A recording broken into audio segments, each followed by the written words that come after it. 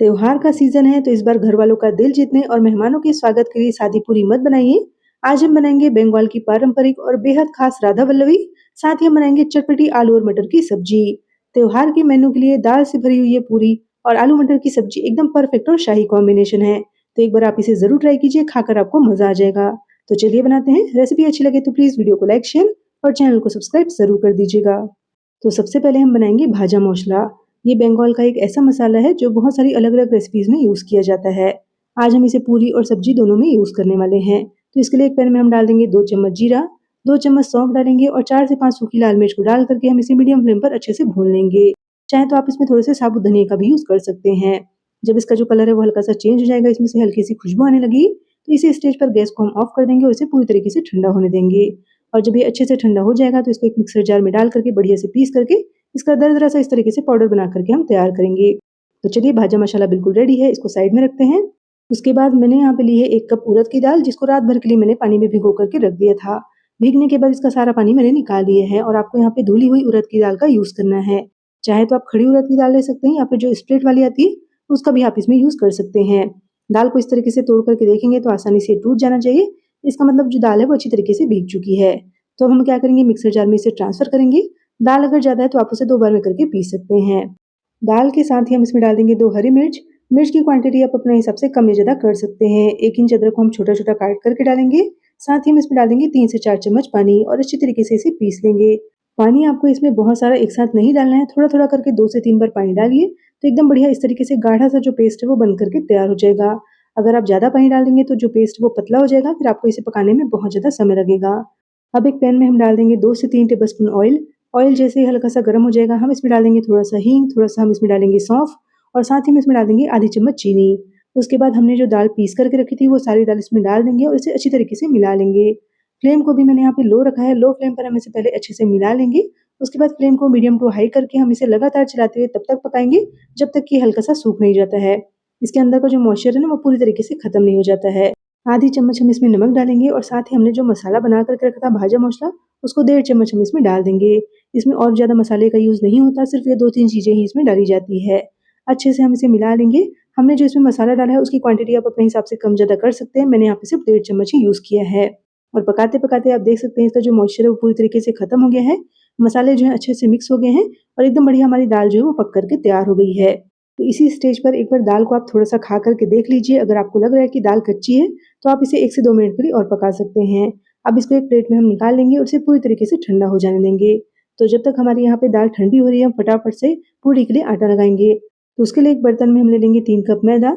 इस पूरी को वैसे मैदे से ही बनाया जाता है, पर आप चाहें तो इसे गेहूँ के आटे से भी बना सकते हैं या फिर चाहें तो दोनों को मिक्स करके भी बना सकते हैं।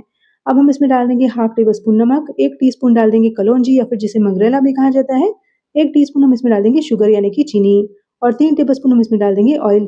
3 कप मैदे के लिए 3 टेबलस्पून ऑयल का आपको इसमें यूज़ करना है। साथ ही हमने जो दाल पीस करके रखी थी, उसमें से थोड़ी-सी दाल मैंने निकाल ली थी। 2 चम्मच दाल हम इसमें डाल देंगे और सारी चीज़ों को अच्छी तरीके से मिला लेंगे। उसके बाद हम इसमें थोड़ा-थोड़ा करके पानी डालते जाएँगे और इसका एक सॉफ्ट आटा लगा करके हमें तैयार करना है। आपको इसका जो आटा है वो हार्ड नहीं करना है, उससे क्या होगी ना, स्टफिंग जो है वो बाहर निकल जाएगी और जो पूड़ी है वो अच्छी तरीके से बनेगी नहीं। इसलिए जैसे आप पराठे के लिए आटा लगाते हैं, बिल्कुल उसी तरीके से एकदम सॉफ्ट आटा आपको लगा करके तैयार करना है।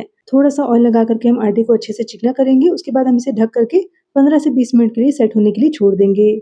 उसके बाद हम बनाएँगे आलू और मटर की एकदम सिंपल और चटपटी सी सब्जी। तो उसके लिए कुकर में हम डाल देंगे 2 टेबलस्पून सरसों का तेल। तेल को हम पहले अच्छी तरीके से गर्म हो जाने देंगे। उसके बाद हम इसमें डालेंगे पचफोरन। पचफोरन में होता है राई, जीरा, सौंफ, मेथी और कलौंजी। साथ ही हम यहाँ पे डाल देंगे 2 बारीक कटी हुई हरी मिर्च और एक यहाँ पे लाल मिर्च को हम तोड़ करके इसमें डाल देंगे।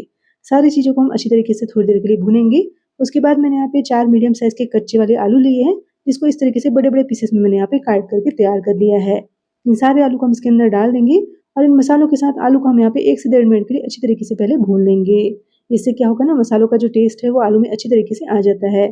साथ ही मैंने यहाँ पे लिया है 1 कप मटर, इसको मैंने रात भर के लिए पानी में भिगो करके रखा था। ये व्हाइट वाले मटर हैं, इसकी जगह चाहें तो आप जो ग्रीन वाले मटर आते हैं उसका बीज भी यूज़ कर सकते हैं। मटर को भी हम आलू के साथ अच्छी तरीके से मिला करके इसे भी हम कुछ देर के लिए भूनेंगे। इसमें बहुत कम मसालों का यूज़ होता है, फिर भी ये सब्ज़ी बहुत टेस्टी लगती है। आधी चम्मच हम इसमें डाल देंगे हल्दी का पाउडर और 2 चम्मच हमने जो यहाँ पे मसाला बना कर के रखा था ना भाजा मसाला, वो डाल देंगे। 1 चम्मच हम इसमें नमक डाल देंगे और आधे चम्मच हम इसमें डाल देंगे चीनी यानी कि शुगर और सारी चीज़ों को अच्छी तरीके से मिला लेंगे। मिक्स होने के बाद आप देख सकते हैं इसका जो कलर है मसालों का कितना अच्छा इसमें आया है। और साथ ही हम यहाँ पे डाल देंगे 1 चम्मच अदरक का पेस्ट। आप चाहें तो अदरक और हरी मिर्च को कूट करके भी यहाँ पे डाल सकते हैं या फिर इस तरीके से अलग-अलग भी डाल सकते हैं। तो चलिए सारी चीज़ों को मैंने यहाँ पे अच्छी तरीके से भून लिया है। अब हम इसमें डालेंगे पानी। तो 1.5 कप पानी का मैंने यहाँ पे यूज़ किया है। बढ़िया से हम इसे मिला लेंगे। उसके बाद इसका ढक्कन लगा करके हम इसे मीडियम फ्लेम पर 6 सीटी आने तक के लिए अच्छी तरीके से पका लेंगे। 6 सीटी में आपके जो मटर हैं वो बढ़िया से पक जाते हैं। आलू तो बहुत जल्दी से ही पक जाता है। तो चलिए कुकर में यहाँ पे सीटी आनी शुरू हो गई है। हम इसे तुरंत नहीं खोलेंगे। जब ये पूरी तरीके से ठंडा हो जाएगा उसके बाद ही हम इसे ओपन करेंगे। तो चलिए सब्जी बिल्कुल तैयार है। अभी आपको ये हल्की सी पतली लग रही होगी तो उसके लिए हम क्या करेंगे ना आलू को हल्का-हल्का मैश करते जाएँगे। पूरे आलू को आपको मैश नहीं करना है, थोड़े से आलू को मैश करेंगे और थोड़े को ऐसे ही रहने देंगे। इससे जो सब्जी है वो हल्की सी गाढ़ी हो जाएगी और खाने में भी अच्छी लगेगी। जब ये ठंडी होगी ना तो और ज़्यादा गाढ़ी हो जाएगी। तो इसकी कंसिस्टेंसी आप अपने हिसाब से मैनेज कर सकते हैं। तो लीजिए आलू मटर की एकदम चटपटी और सिंपल सी सब्जी बिल्कुल तैयार है। हमने इसमें प्याज, लहसुन, टमाटर किसी भी चीज़ का यूज़ नहीं किया है। तो चलिए सब्जी बिल्कुल तैयार है। फटाफट से पूड़ी बनाएँगे। तो आटा भी हमारा यहाँ पे अच्छी तरीके से अब सेट हो गया है। तो एक बार उसे बढ़िया से मिला करके चिकना करेंगे। उसके बाद आटे को तोड़ करके हम इसके छोटे-छोटे पेड़े बना लेंगे। इसके जो पेड़े हैं आपको जैसे नींबू का होता है ना साइज़ उससे थोड़ा-सा बड़ा ही बनाना है। एकदम छोटा-छोटा नहीं बनाना है। क्योंकि ये जो पूड़ी है थोड़ी-सी बड़ी बनती है, थोड़ी-सी मोटी बन कर के तैयार होती है। तो चलिए सारी लोइयाँ मैंने यहाँ पे तोड़ ली है। हाथों में रख कर के इसे घुमाते हुए हल्का-सा चपटा करके इसको इस तरीके से पेड़े का हम शेप देते जाएँगे। सारे पेड़े पहले आपको यहाँ पे एक साथ से बना लेने हैं, उसके बाद हम फटाफट से पूड़ी बनाएँगे।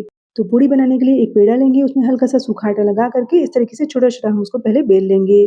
जैसे आप यहाँ पे आलू की स्टफिंग करते हैं ना, उसी तरीके से इसको बना करके तैयार करना है। बीच में हम यहाँ पे 2 चम्मच जो उड़द दाल की स्टफिंग हमने बनाई थी वो रख देंगे और बिल्कुल इस तरीके से घुमाते हुए हल्का-सा हम इसको सील कर देंगे।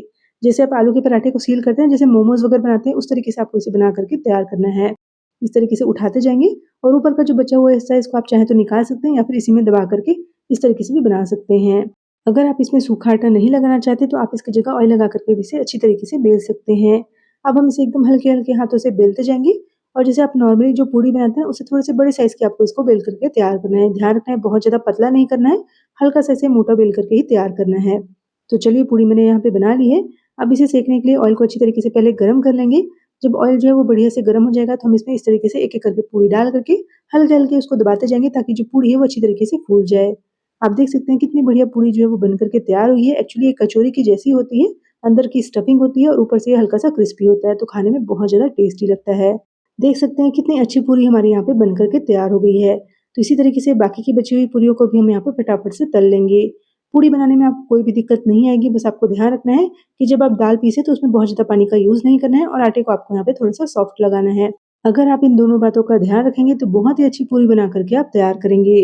अगर आपको पूरी को थोड़ा-सा ज़्यादा क्रिस्पी करना है तो आप इसे ऑयल में थोड़ी देर के लिए रहने दीजिए, उलट-पलट करते जाइए, तो आपकी जो पूरी है वो क्रिस्पी हो जाएगी।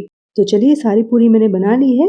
तो त्योहार का मौसम हो या फिर संडे को कुछ स्पेशल खाना हो, आप ये गरमा-गरम राधा वल्लभी पूरी मतलब कि दाल से भरी हुई कचौरी और आलू मटर की सब्जी का कॉम्बिनेशन एक बार ज़रूर ट्राई कीजिए।